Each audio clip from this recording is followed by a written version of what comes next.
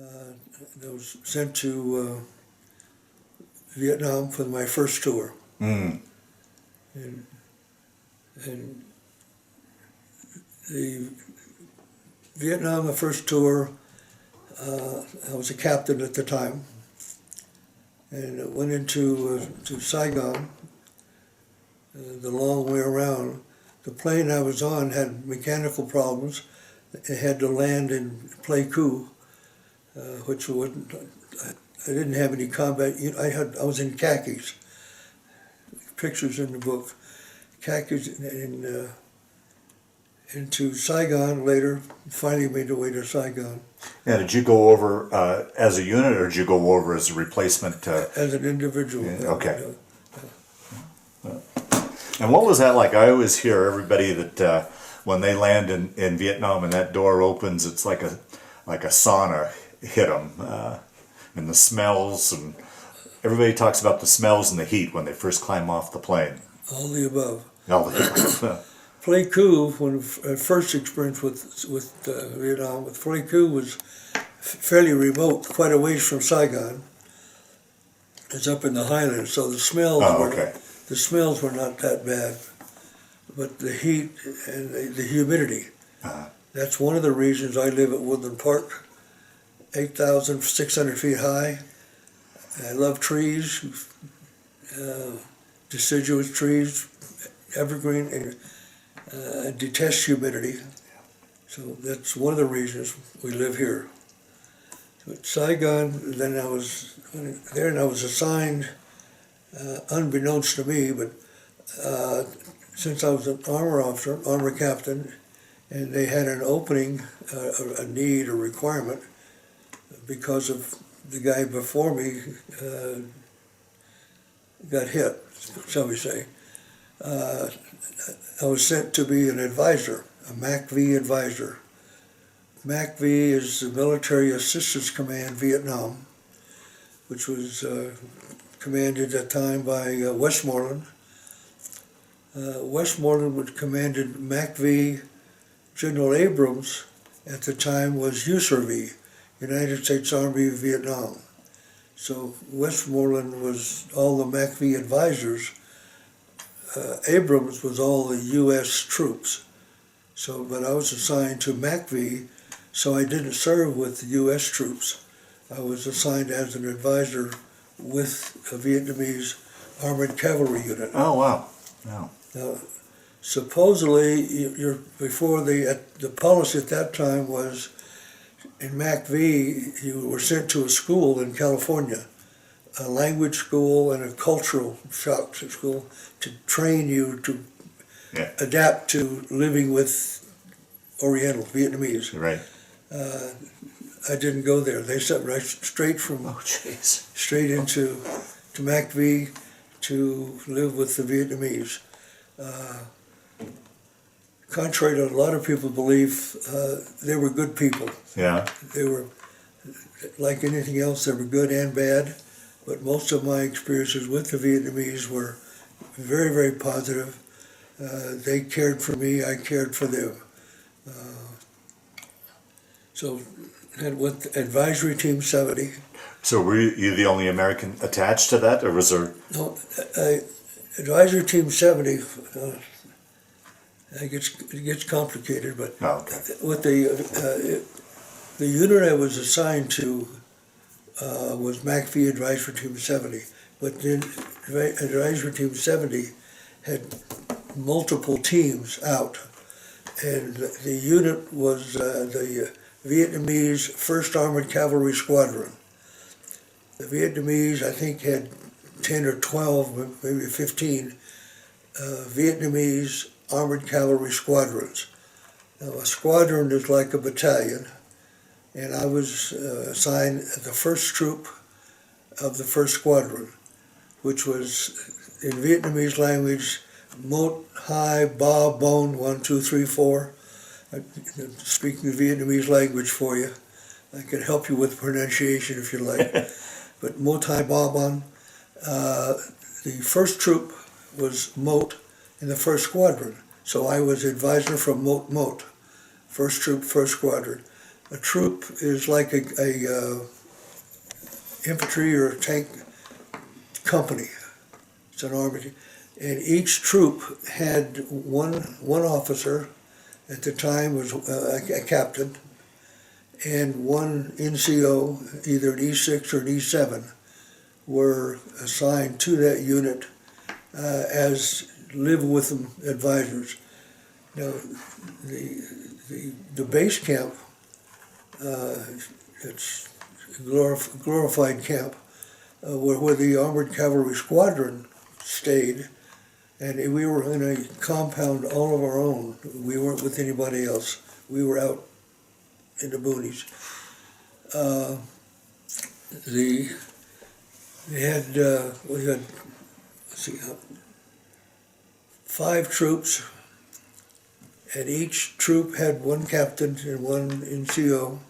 So you got at least 5 or 6 captains there. Then you had an XO, which a major, and we had a medic who was an E7, U.S. E7, assigned with us, and we all lived in this. We called it a hooch, and it was a corrugated metal top, sandbags around the side, and had a concrete floor. Poured by the advisory guys who were there before I was, and we all that was our home. Our showers were 55-gallon drums with open water, concrete floor. You dipped in water and you poured it on, you lathered it up, and you dipped water out. That was luxury. That was when you came back in from the field. So that was base camp. That was Godao. And food was basically just sea rations and. Well, we had it was a mix of Vietnamese food and U.S. food. We had there were sea rations and combat rations. But then there were other rations that were normally sent to larger units, like a mess hall or something, larger containers. Like we got like a big container of shrimp, which actually we made our own shrimp sauce, and it was good. You know, Tabasco sauce and ketchup, and so we made our own meals. The E7, the medic, called him Doc. Everybody calls the medic Doc. Yeah. He in essence kind of served as a cook, and he was good. So we got all different kind of food from different sources, and he ate there at Godao. Wow. Well, how was it? You know, your war was different than, say, the Korean and the World War II, where you knew, 5 clicks up the road, that was the front line. But here, everything was mixed up. You didn't know friend from foe. Did you feel safe among the Vietnamese? Were you constantly on guard, or how was that? Initially, you're on guard to the point that your adrenaline hurts. But after a while, you got used to the Vietnamese soldiers, and you got to recognize that, I won't say they were afraid also, but when we went outside of our own compound, which it was probably the size of maybe 3 or 4 football fields, and concertina wire around it, and bunkers, and that was our home. When we were in there, you felt safe. And we were close enough to Saigon that we had minimal television reception. Oh, really? And the movie Hello Vietnam, that was when I was there, and we listened to him every morning, and we said things back to him that I can't repeat. So that Hello Vietnam, I was there, and we watched him every morning. He was good. Yeah. Good. Yeah. Anyway, So you guys would go out on missions with these Vietnamese, or would you just purely? no, we would go with them. When our troop left the compound, I would ride on one of the tanks, and my NCO, Sergeant Sell'S, Earl Sell'S, wonderful guy. Don't know where he is now, but anyway, when we leave the compound, the officer and NCO will always be with their unit. Oh. So we'd go out and we'd spend 1, 2, 3, or 4 days, depends what our mission was, to escort some U.S. troops or escort a Vietnamese unit or respond to somebody who was in trouble. And we did that quite a bit. And that's kind of like armored cavalry. Yeah. Somebody would be in trouble, they'd call in the frequencies and they'd say help, different words than help, but we would go out and in essence fight our way to the problem. Wow. How was it with the armored divisions? It doesn't seem like the Vietnam War was conducive to armor, to tank warfare. Parts were and parts were not. Parts Vietnam, you got North to South Vietnam, and you got 1,000 miles. It's a long. Parts of Vietnam were swampy, rice paddies. Yeah. Tanks just didn't go there. And parts of Vietnam were heavy, dense jungle, and you didn't go there. So there were just certain parts that you could go to. See, like around Saigon, so we operated between Saigon and the Cambodian border. Saigon, Cambodia, if you look at the map, it's called the Parrot Beak. That's what we called it then. It's like a part of Cambodia that comes down close to Saigon. So we operated between Saigon and the Cambodian border, and you probably heard of Cu Chi with the tunnels. We were, unbeknownst, we knew part of it sometimes. Some of the tunnels were under us. Not in our compound, but out as we'd go out. It was when you go outside the compound, that's when your adrenaline, you tighten up. Oh, no doubt. And anytime you go outside, that's your antenna going up. And you become very aware of what's around you. But I would imagine you also got shelled while you're in the compound, or not? Was that ever an issue? No, the only time that we got shelled, if you will, was during the first day of Tet, 1968. That's when the NVA attacked, and we had one of our troops out on patrol at the time, and then that Tet happened, and the troop, it was one of our ACAV vehicles. ACAV is armored cavalry. It's a APC, armored personnel carrier, with machine guns mounted with bulletproof steel shields around the guns, both front, side, and back. So there were a lot of 50 calibers, and there were a lot of firepower. Yeah.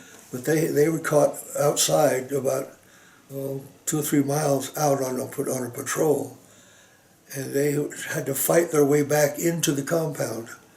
But we were under fire at the compound with. We found out later it was a North Vietnamese regiment. You know, they feared our firepower so much that they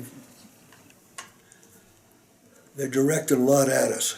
But we had a lot of firepower going out. We had the M41A3 tanks, they had a 76 millimeter gun, and we had our ACAV vehicles.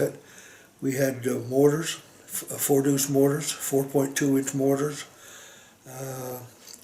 and all of them had multiple 50 caliber machine guns.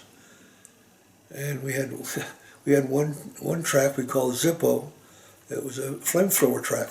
Oh, wow. And That must have been impressive to watch. it was something. So no, we did not get hit on compound because there was so much firepower there. If they started shooting at us, and also we had artillery places already plotted. So if somebody started firing, we already had the artillery units with the Big Red 1 Division. Godao was about 5 miles maybe away from Lam Son. Lam Son was the base camp co-located next to the 1st Division, U.S. Big Red 1 Division. They had their compound was there. Ghazni compound was a MACV compound, separate compound, but next to it, adjacent to it. So we had a availability of a lot of artillery. Oh, okay. So anytime somebody would mess with us, we'd get in the radio and say, hit target 4 or 5 or 6, and all hell would break loose at that location. So they didn't mess with us too much. They were afraid of our firepower. Right. And our air. We had Hueys. The first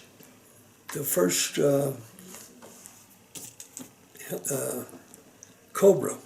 First Cobra helicopter that I saw was the first day of Tet, 68.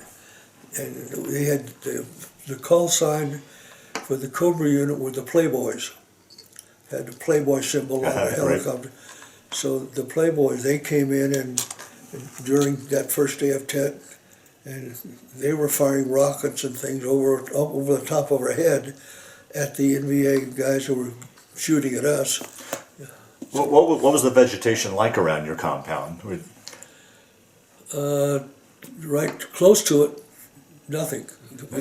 We cleared it. Yeah. But you had to go out probably 300 or 400 yards around the compound. If you moved, we saw you. Okay. So we cleared that, but beyond that, there wasn't jungle, but it was fairly heavily treed, but not. It wasn't tropical jungle type. Okay. A lot of rubber trees in the area. Okay. Yeah. And getting back to the conduciveness of armored warfare in Vietnam with the weather conditions, and what was it like inside the tank? I mean, I envision this hot, steamy soup bowl, if you will. Well, you didn't button up the tank, and number one, you kept it open because the only time you button it up was if you're under fire. So it opened. You got all the hatches open. It was hot, but I did not ride in the tank. I rode on top of the tank. I say, wait a minute, that's a target. Yeah, right. Yeah, but each place in the tank had a tank crewman, and you can't take your gunner out to put an advisor in there. Yeah, right. And an advisor can't be your loader, and your advisor can't drive, so the advisor, we rode on top. Wow. Even, when you came on fire, you couldn't jump in and go off into a corner or something? I mean, if we got into a fire, I got off the tank. Oh, jeez. No, you just... Funny story about that. Yeah, please. Later on, but we got in a heavy gunfire one time. We were sent over to the Parrot Peak area, across the river, close to Cambodia. Actually, we weren't supposed to, but we went into Cambodia.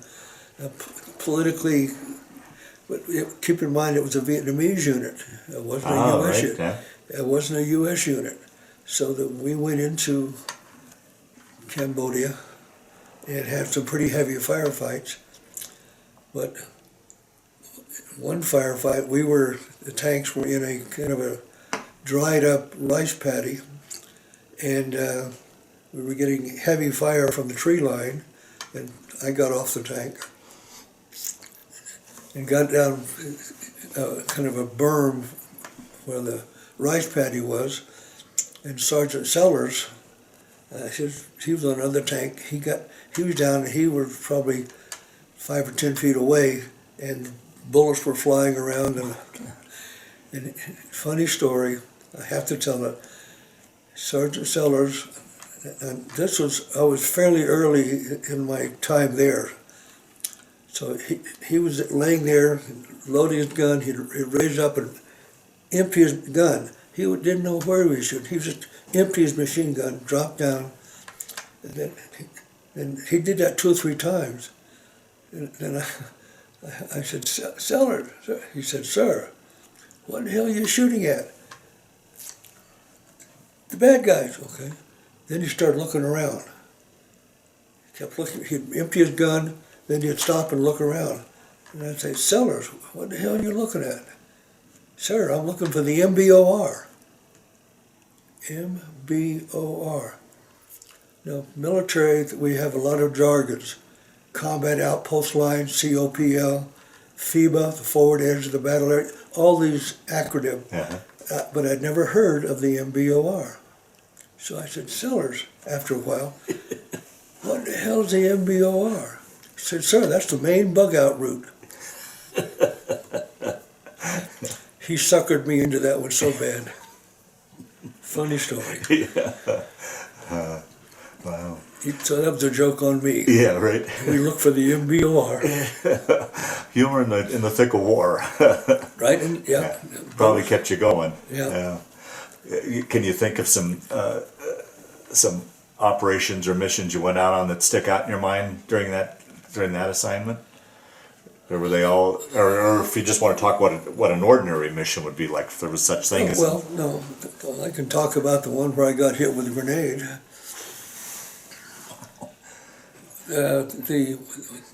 We were sent out when we were sent out as the tank troop, and we were sent out to protect, if you will, another unit along a route. It was not a compound, it was a route that they had to travel on, convoys. And we went out and we made contact with the Vietnamese unit. Now, we always went with an infantry unit or airborne unit, ranger unit, Vietnamese. We never went out just as an armored unit alone. We always had a Vietnamese ranger battalion or ground troops with us. Mm-hmm. So we didn't just go out there and look for trouble.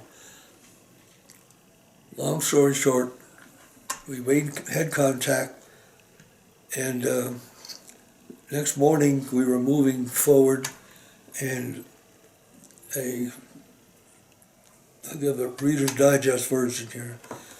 A VC, Viet Cong, not an NVA, the difference. The Viet Cong were the civilian guerrilla type warfare. The NVA were the regular NVA uniformed North Vietnamese troops. One of these VC was about 15 feet in front of the tank, and he had a grenade, just pulling the pin on the grenade. We're going to throw the grenade on the tank. Well, that's not good. So the driver stopped and started screaming, and he buttoned up his hatch. The 2 guys on either side, one of them was on a .50 caliber. He couldn't get his gun down low enough because he was so close. Mm-hmm. They started to run toward the back of the tank. I had an M2 carbine with a 30-round magazine, and I saw him. He was there pulling the pin on the grenade. So I emptied the carbine, 30 rounds. They they counted 28 holes in him. Good shot. Well, it wasn't that far away. Yeah. It was on full automatic anyway.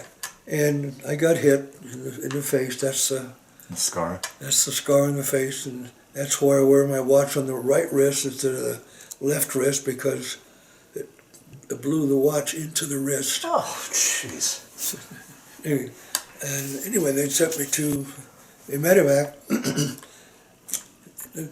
We were in a location where the medevac helicopters didn't go.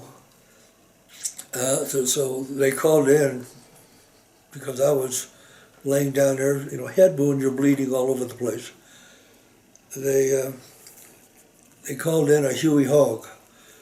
Now, a Huey Hog is, you're familiar with the Huey helicopter? Yes, yeah. The Huey Hog is a short version of the Huey. But it was transformed into a gunship. It had machine guns and rocket launchers mounted on it, plus the door gunners. So it was really a Huey gunship converted, made into. That's before they got the Cobra. Now that was a helicopter made specifically as a gunship. Okay. The Huey Hog, we called it the Huey. Even the pilots called it the Hogs. They came in.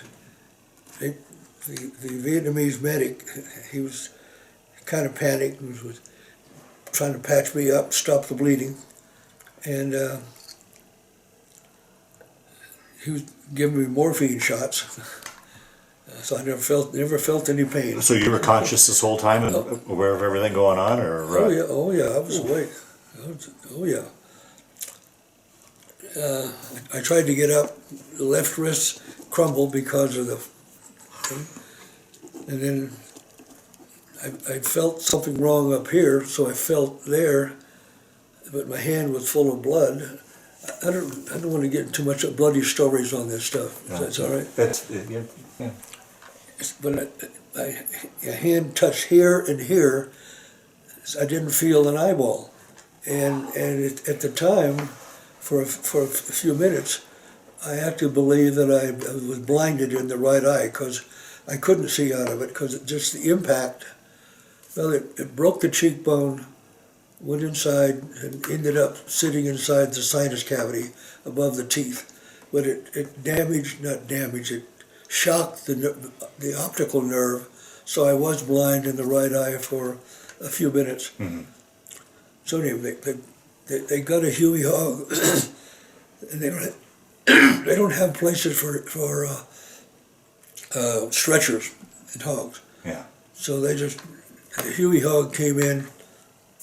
They stuck my feet on first, so my feet were on one side of the helicopter, heads on the other.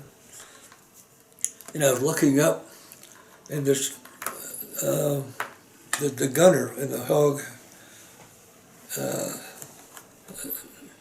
And this is a tough one, if I get by it. He was able to, helmet on, he's manning the gun, no shooting going on because it was the next morning. But he looked up, he down, I looked up and I gave him a thumbs up. He gave me a thumbs up.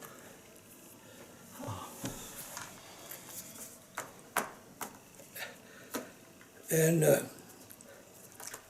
he had tears for me. I could not buy anything to eat or drink for the next few weeks that I was stationed in that area. We even had some of the guys come out to visit. Oh, really? Yeah. The Air Force guys, they'd come out to see where I was. We didn't.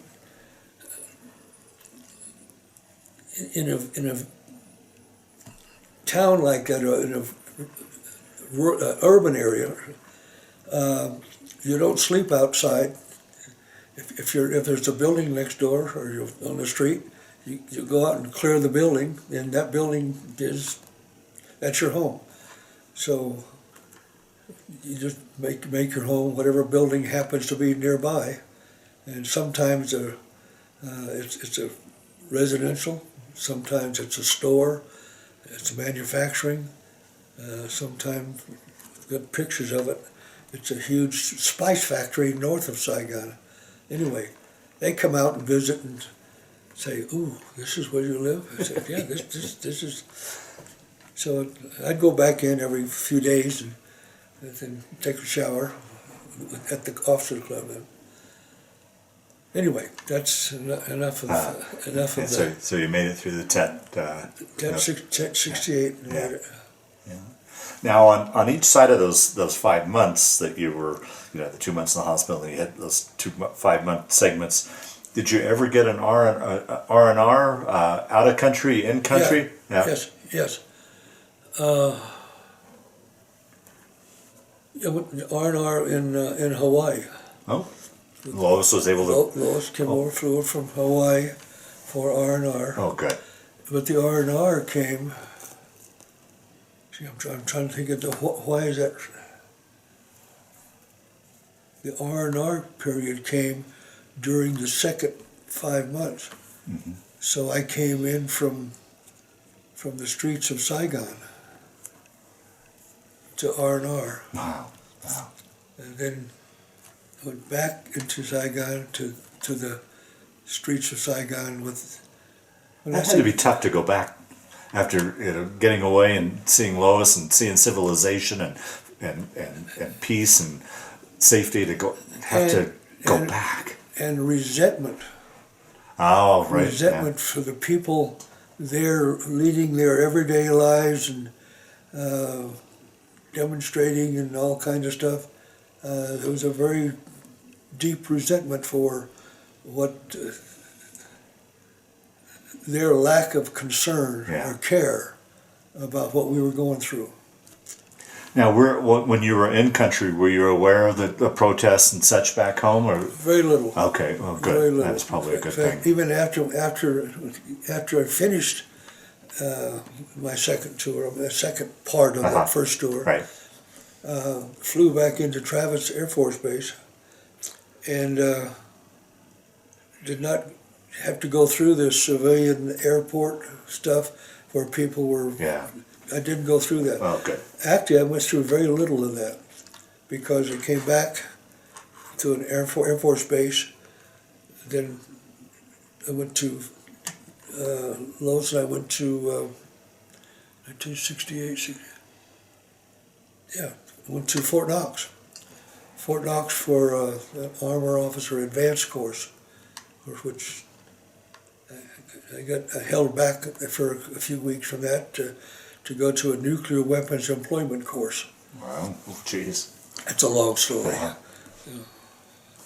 So I actually did not go into the civilian community much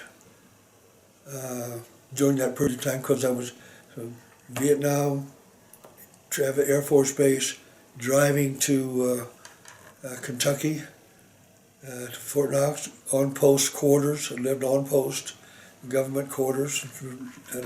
Lois and I had a duplex there, a very nice duplex at Fort Knox. So I did not experience very little of that anti-U.S. troop stuff. And I keep going back to previous wars. For example, World War II. Once the war was over, these men climbed on ships and had 6 weeks, to get home and decompress. Once again, in your war, it was you're on the streets of Saigon. 24 hours later, you're back in civilization. What was that? How did that play psychologically on your? What kind of adjustment was that like? Or do you remember, or was it even?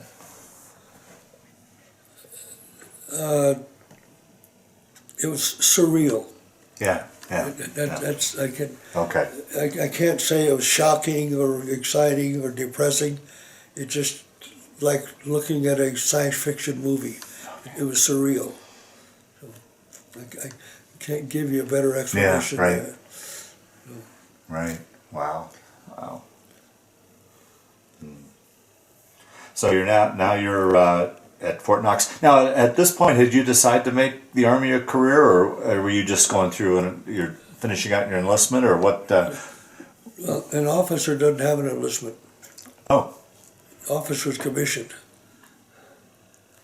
An enlisted person enlists for a certain period of time. oh, okay, all right. An officer is commissioned and he's active duty for a period of time. So, no, I had at that time adapted to the military structure in life and all. And then at Fort Knox, I put me in command of a training unit, AIT is called, Advanced Individual Training. I commanded the G Company of the training units at Fort Knox, training troops after they went through basic training, then they go to advanced individual training. So at AIT, we trained them on tanks. Okay. Tanks and heavy equipment, and tanks primarily. That Fort Knox was the home of armor. Mm-hmm. So, I had at that time I was, in fact, Fort Knox. That's when they pinned the Silver Star on me, and I was promoted to major. And talk. What's the background behind the Silver Star? You can't just bypass. Oh, I got a Silver Star and move on. That's. Well, Silver Star was. Let me think. Silver Star was on the second part, the second of the 5 months. I'll just try to give you a Reader's Digest for Okay, sure. with downtown streets of Saigon, and the NVA were there, and one of the Vietnamese, ours, was done down the street. In fact, one of our tanks got hit. There's a picture in there. One of our tanks got hit, and then it was a messy thing to clean up inside. That's a different story. One of the ACAV vehicles got off on a side street and got ambushed by the NVA with machine guns. And they shot the two guys on top. They killed them. And then I was half a block away, less than that. So I saw what was going on, and so I took off. You were on foot. I got off I got on my second tour in Saigon. I was on an ACAV, and I wasn't on a tank. Oh, okay. Because I was with the third troop. That's right. Got off my ACAV, went to the one that was caught fire, and both getting fire and on fire, and got a couple of guys off of the track, and my guys on the track, they were shooting to give me cover. I wasn't out there, so looking for trouble. I was in trouble. Yeah. So they were firing, got a couple of guys off of the ACAV, then pulled the ACAV back, then got off the track coming back. Then I saw where the NVA were shooting from, and I, again, used my machine gun, killed 3 of them. They didn't know I was there because they were at an angle shooting at the track, and I was back over here. And saved the track, saved 3 or 4 of the Vietnamese soldiers, and got rid of some NVA. That was a Silver Star. Okay. Yeah. Wow. A long time ago, long ways away. Yeah. Yeah. Wow. So we're back at Fort Knox. You're in AIT training. Take your story from there then.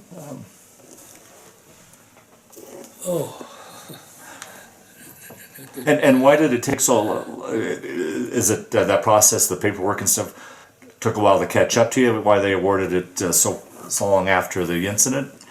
Well, no, the citation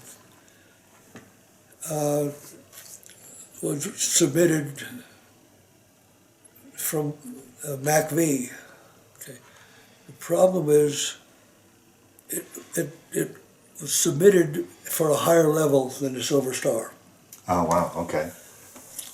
But because there were no sufficient verification yeah. by U.S., Ah, certain, like the Medal of Honor, Distinguished Service Cross, they have to have a very extensive investigation, a very long list of witnesses, and they all, because I was with MACV, and Vietnamese weren't valid witnesses Yeah. for that anyway. yeah, That's gotcha.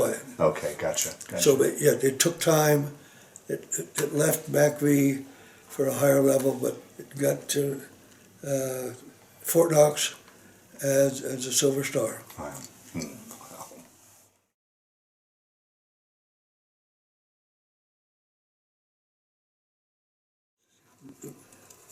Back to Vietnam again. First tour in Vietnam was 1967-68. The second tour was 72-73.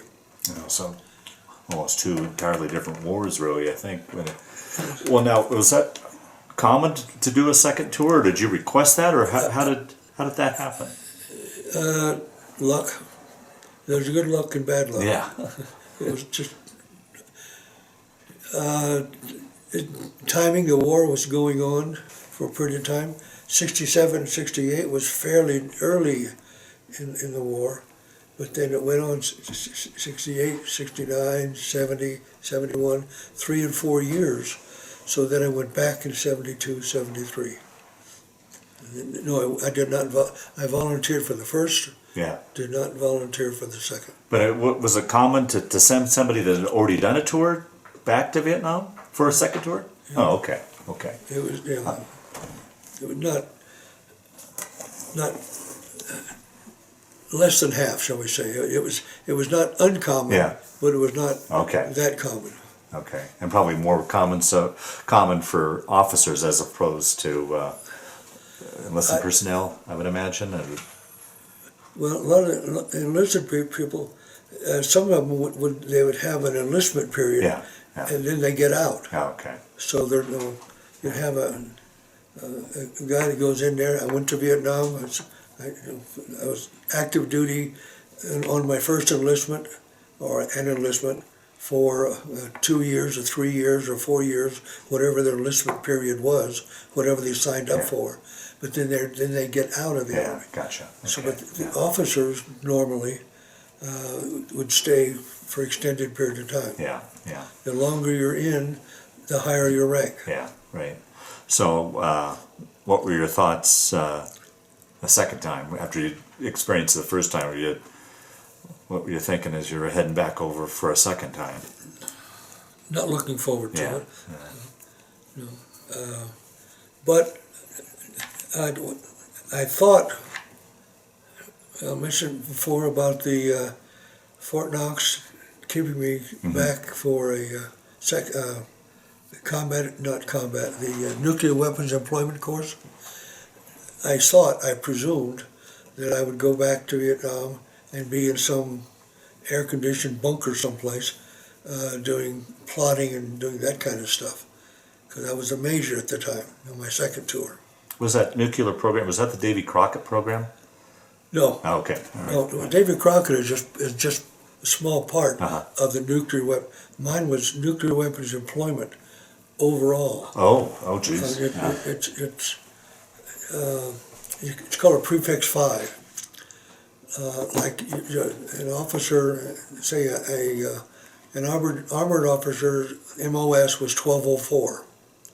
I just like okay.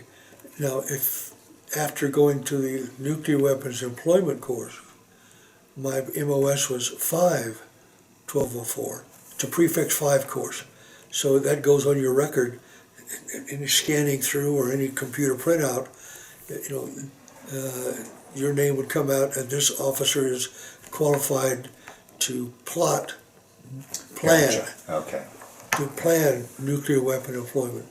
So we had to go through the B-52s, the subs, the aircraft, all of it.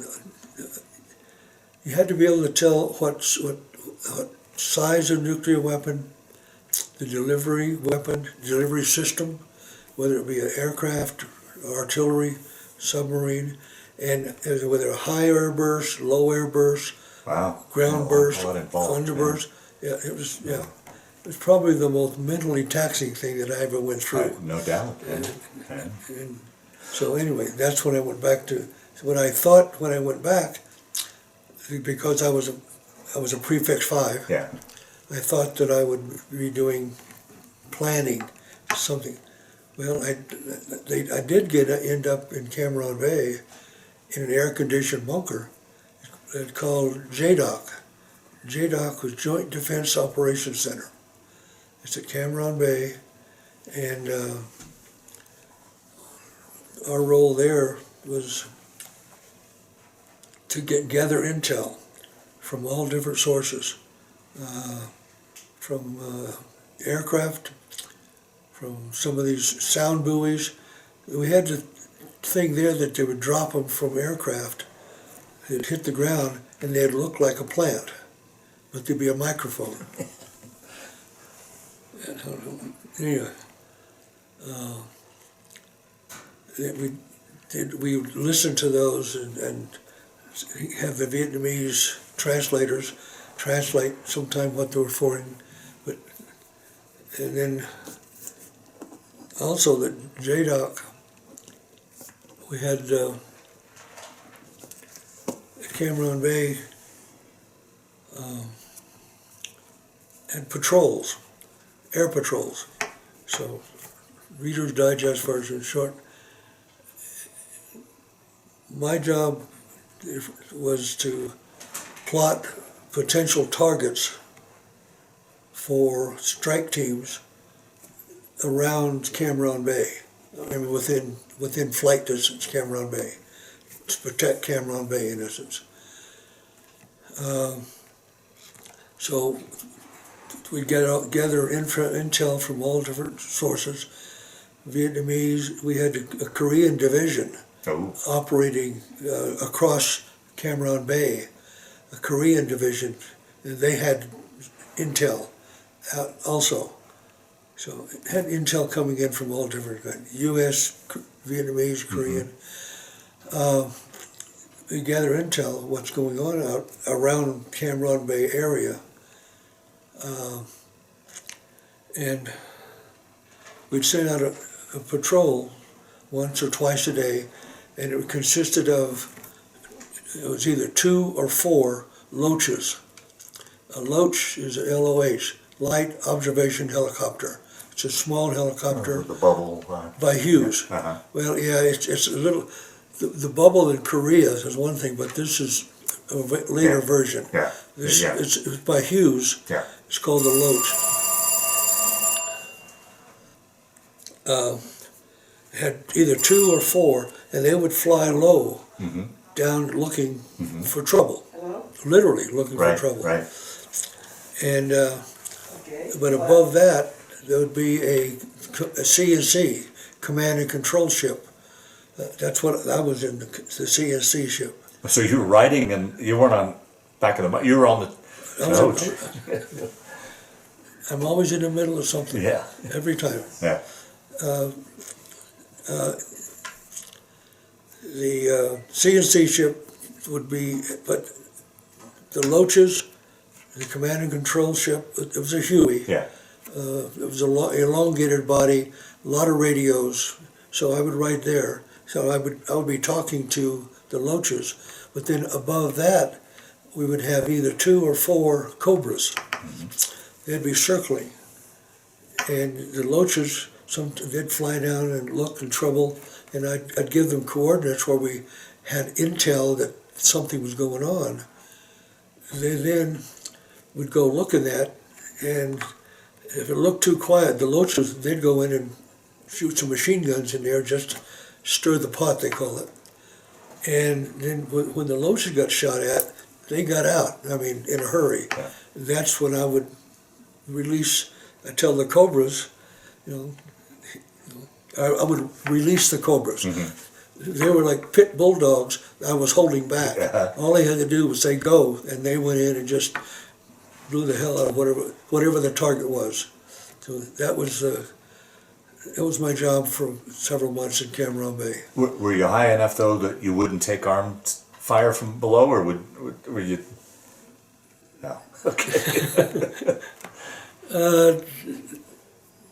One of the oddities in there, the air medal with V. Army officers don't get air medals with V. Yeah, I think that's the first time I've ever heard of it. Huh?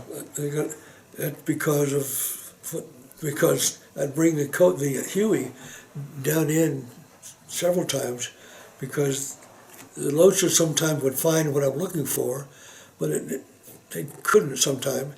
So I'd have the Huey, my command ship, go down to look to stir the pot. And anyway, that's, Wow. we did that. I did that once or twice a day for 2 or 3 months. There's no 7-day week. Yeah, right. There was no 5-day work Right. week. Yeah. Every day. And that kind of leads to a question on both your tours. I mean, you look at your situation over there. I mean, you were probably sleeping okay at best, oftentimes not sleeping, so you weren't getting enough sleep. Food was okay. Hygiene probably wasn't so good. You're out in the elements. I mean, every one of those individually could bring a man down, but you had them all going on, plus you had the umbrella of the stress of war on top of that. How did you function? How do you think you made it through those periods of time, do you think? I don't know. I can't answer that Yeah. question. Yeah. You just did what you, one step at a time. No. But the first, it wasn't all that bad, because when you're back at your Godao, at your base camp, you're surrounded, and you sleep good. You get to take your shower out of a tube. But even then, I mean, so you go out on say a hairy mission and come back. That night you're laying in your cot. Are you able to? Or do you replay that? Or are you able to decompress and leave it behind? Yeah. I guess the way I could put it, you're always thinking ahead. Always think ahead. You don't think back. Don't look back. But in Cam Ranh Bay, on the first few months, I had a shower every night. I had my own little compartment hooch in a building. So Cam Ranh was luxury. But then in '73, they abandoned Cam Ranh Bay. Right. Yeah. That's another part of the story. They abandoned Cam Ranh Bay.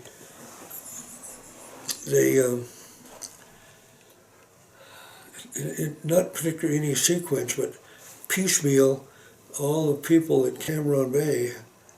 The Korean division left. They were off in the city of Cam Ranh. The Korean division left, and then the Vietnamese Army, the Vietnamese Navy, the Vietnamese Air Force, all left. The U.S. Navy left. They had some Navy guys there left, Navy SEALs. That's a different story. The Army left. So they brought in 250 Chinese Nung mercenaries. Chinese Nungs were Chinese by ancestry, but Vietnamese by birth. So they're born in Vietnam, but their ancestry was Chinese. But the Vietnamese government didn't trust them because of their Chinese ancestry. So the U.S. CIA, the U.S. hired them as mercenaries. So they brought in 250 of these Chinese young mercenaries, and they needed an advisor to stay with them. Guess who? Oh, I didn't volunteer. Just because of my advisory experience before, here I am in the middle of things again. Yeah. Time after time after time.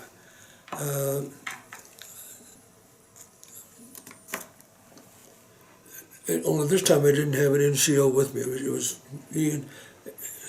They were good people, good troops. Oh, so you, the U.S. troops with you, or these mercenaries? When you said good troops. The mercenaries. Oh, so you trusted in them. So you had trust in them, and. Oh yeah. Oh, okay. Oh yeah. Oh, all right.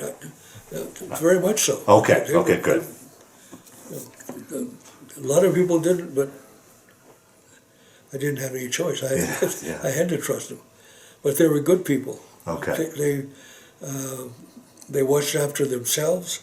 They watched after you. They appreciated what you did. Of course, one of the things is when a lot of the stuff, I'm going to get into a classified area, but I was given a single sideband radio. A single sideband radio is a very, very long range radio, and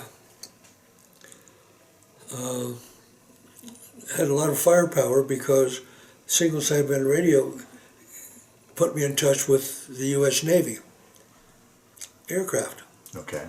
So anytime I wanted firepower, I wanted something burned up, blown up, whatever, I'd go to the frequency, call signs, and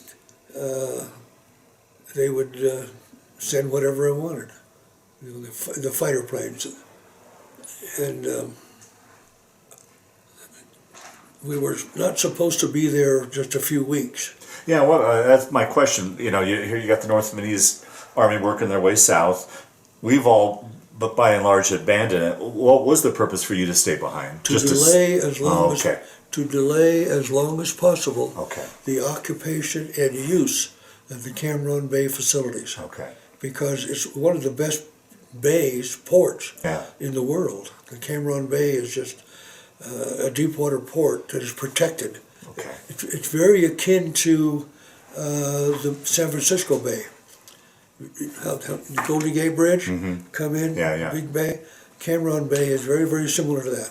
So our mission was to delay as long as possible the occupation of Cam Ranh Bay.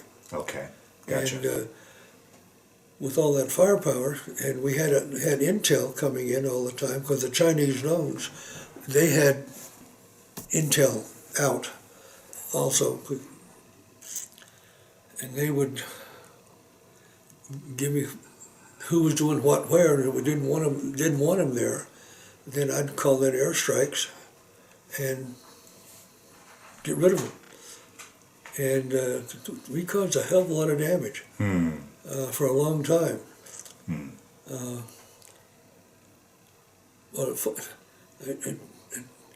skipped over a funny story about Cam Ranh Bay. Oh, please. When the U.S. Air Force were almost, but virtually the last ones to leave. So there's a huge air base there, and there were thousands of airmen there.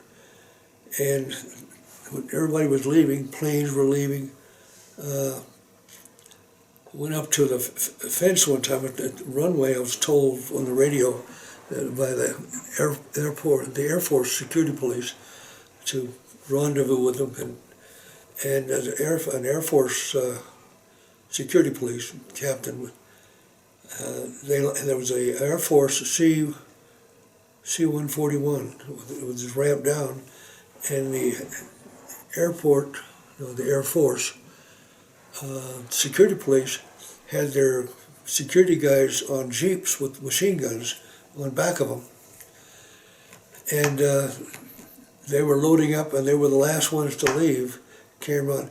So this Air Force guy came up, gave me a badge, Air Force security badge, and it's in the barn, and said, "It's all yours, sir." Oh, jeez. And I stood there and watched the last, what the last train from Saigon?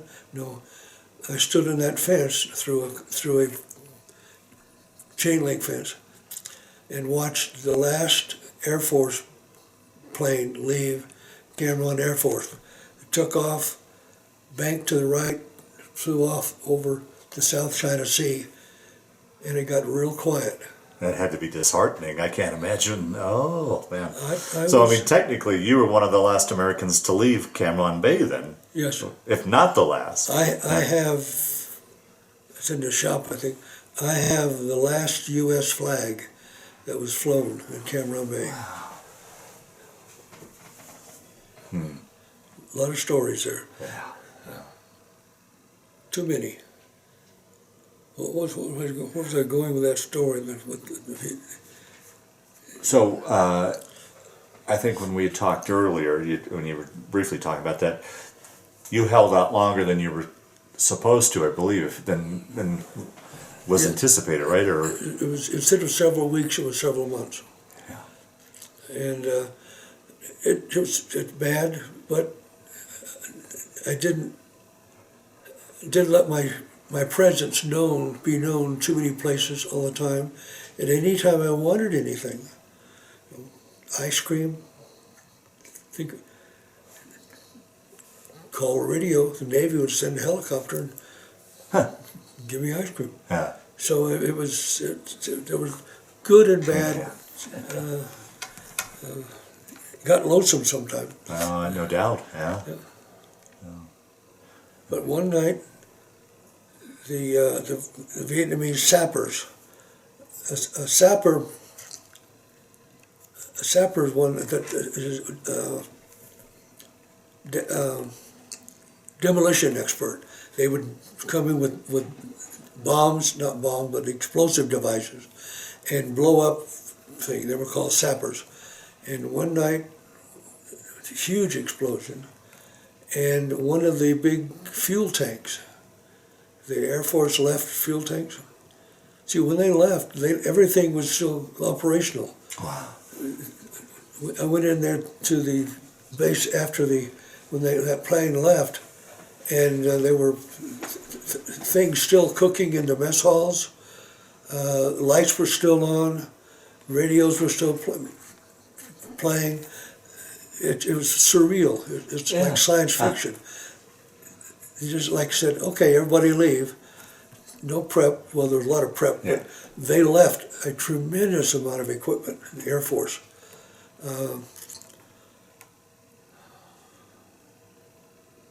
To bring back too many memories here. Yeah. Oh man. A lot of memories, but when they left a lot of fuel. This is not just a 5,000 or 10,000. These were these big, huge, 20-foot high tanks with hundreds of thousands of gallons of fuel. The sappers came in and blew one of those up, and it was in the middle of the night. And I heard the explosions, and then surreal. Yeah. A windstorm. When you have a fire, something that big that's burning, it sucks air in. Mm-hmm. So from 360 degrees around that tank, wind started blowing in, and it was so strong that I had to lay down and to not be blown over by the wind coming into. How far away do you figure you were from the tank? Roughly. Well, less than a quarter mile. Oh, jeez. I was close enough. Yeah. Close enough that I felt the heat. Felt the heat in front of me and the sand coming in from behind me. So. Oh, Navy. Navy's one of the units that stayed behind after all this were the Navy SEALs. The Navy SEALs were there. They were there earlier that I didn't even know about them because they were so highly classified. So after everybody left, then I found out that the Navy SEALs were there. Wow. And they were working with this. At the time it happened, it was classified. I'm sure now, it's so long ago, it's not classified. But they were using dolphins. They had these rubber boat, I forgot what they called them, Zodiacs, I think. They had rubber boats with 2 or 3 outboard motorboats, and they would go out in the Cam Ranh Bay. In Cam Ranh Bay, the water was just crystal clear, beautiful.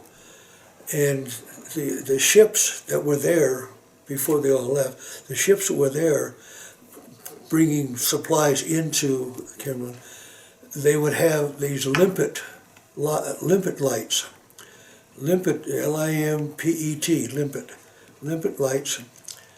And they were lights that they hung over the side of the ship, underwater, big floodlights. So you look at the ship, and the ship looked like it was flying. Oh, okay, yeah. Because the water below was all lit up, but you could see everything, propeller, everything was brilliant. It was all lit up. It looked like the ship was flying in the water. Well, the problem with that is, well, the purpose was so they could see sappers coming in, underwater demolition guys. Yeah. They could see them so they could shoot them or whatever. Well, the problem was it would tell them, the bad guys, where the ships were. Yeah. Well, the Navy SEALs had fun. They had these Zodiacs, and I got to ride with them quite a few times just for the fun of it. They would go in and they'd have these grenades, and they'd throw grenades in the water, underwater. So we'd ride around these ships throwing grenades, sometimes for fun, sometimes for real. But sometimes we'd throw grenades just to let the ship guys know that we were there watching out for them.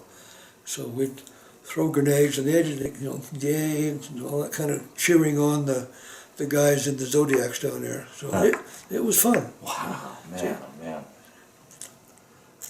But bad part, real short bad part, had one time there was a call that some of the Vietnamese still on Cam Ranh Bay, there was a body, a corpse body. Just imagine the Michelin Man. Okay, yeah. A human body, when it's in the water, will decompose and it swells and turns white. So they found one of these bodies floating up that the SEALs killed with the grenades. No. And they pulled the body out, put it on top of a three-wheel motorbike, and hauled it away. But it was about as grotesque a scene as you ever want to see. Yeah, right. And you never forget it. Wow. But the Navy SEALs with the dolphins, they would train the dolphins to go look for sappers. And the dolphins, they were smart. The dolphins were able to go and find a sapper and then come back and signal. How they did it is immaterial, but they would let the SEALs know that they had found a sapper. Wow. And the SEALs would then put on harness on them with a sharp thing, and would go out and they would hit the sapper and have a line coming out from that arrow with a float. So the dolphins would go kill the sappers, the float would come up, the seals would go bring them in. Wow. Again, that was all highly classified at the time. I'm sure it's not classified now. Yeah. So, So at what point then did, explain the point where it's like, okay, we've got to go. It's time for you to go. What brought all that on, and at what point was that determined? well, one of the things I knew I was getting time when, this ties in to your question. You're familiar with the C5A, the Galaxy, the Big transport? the big one. Yeah. After everybody else had left, and after I'd been there for a while, after the tank blew up, and later on,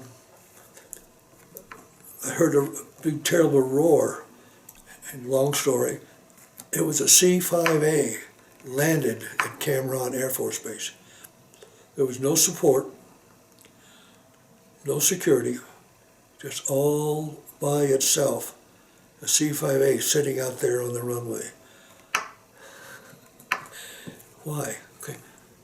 I went up, drove up into my Jeep, and said, what's going on? And it was C-5A, and the C-5A, you can load back and front.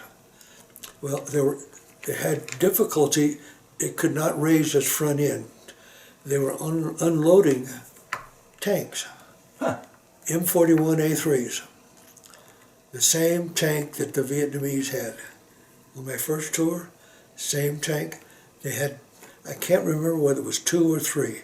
Just my mind blocks out. That's fine. Yeah. But they had 2 or 3. They were M41A3 tanks, and they were combat loaded, ammunition and fuel. And they could not raise the nose to get them out, so they had to back them out. So they asked me to, you're an armor officer, do you know how to drive a hell yeah, that's. Yeah. So anyway, the command pilot was an Air Force colonel, and there was an Air Force general, 1-star general, who was not the command pilot. But the Air Force does strange things. The guy in charge of that aircraft was this Air Force colonel. The Air Force general was not the boss. He was not in charge. It was his plane. Mm-hmm. So they asked me if I could start it and back them out. Now backing it, there's no rear view mirror in a tank. So you have to have somebody called ground guide. You have to somebody to ground guide you back out of the tank. Well, I had an Air Force colonel and an Air Force general doing this, and both of them were just, it was, I won't say scared to death to demean them, but where they were with no security. Right, yeah. And the NVA, it was not that far away. Right. And trying to back a tank out of their aircraft, because if we damaged it, they would be. All right. Anyway, long story, got the tank, both tanks out, and they closed the aircraft up, and they took off. They were glad to get out of there. So anyway, after that, it got so that the NVA were starting to get a little too close, and I just said, no, it was up to me to make the decision. Oh, okay. So I said, let's get out of here. So got a helicopter flight, courtesy of the Navy, to Nha Trang. Nha Trang is a big thing in the book.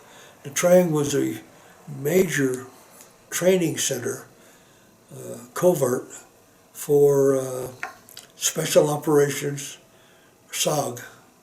You're familiar with the term SOG? No, for those that'll watch this as well, explain. SOG is Special Operations Group. These are, sometimes they're in uniform, sometimes they're not. Sometimes they have beards, sometimes they're not.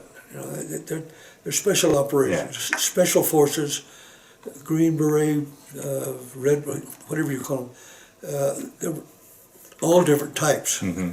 And they were training at Nha Trang. So flew into Nha Trang and flew down to Tan Son Nhut and reported into MACV headquarters and said, I'm done. Came home. Wow, wow. If there, as we wind down, a couple of questions, and then I know I've taxed you here. What are your thoughts as you've had time now to chew on it from being in the thick of it till now, and we've had time to analyze it? What are your thoughts on the Vietnam War, both then and now, or has it pretty much stayed the same? Any thoughts on that you want to share or not? Well, I'll give an analogy that we did in Vietnam when we were there. We would talk about what was happening, who was coming at us from where, and we'd say, if you were sitting at home and water started flowing under the door from the kitchen, what would you do? Get a towel and try to sop it up, or open the door and turn off the water? And that's how you saw. Oh, okay. That's a great analogy. I've never heard it that way. But yeah, We should have turned off the water. yeah. But I don't look at Vietnam. I don't look back at it with anger per se, frustrated, disappointed, disillusioned. But I don't dwell on Vietnam anymore. It's done. It's behind me. I survived. I guess I have more positive feelings than negative. All the anger, the fear, the explosions, shooting people, killing people, almost being killed. I look back at some of these things in here, and I bring back the memories of the good people. Oh, good. So Very good.